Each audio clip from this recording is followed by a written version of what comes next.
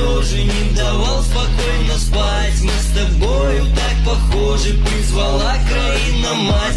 Кем ты был и кем ты станешь, в голове висит вопрос. Но скажу тебе, салага, слушай, брат, не вешай нос.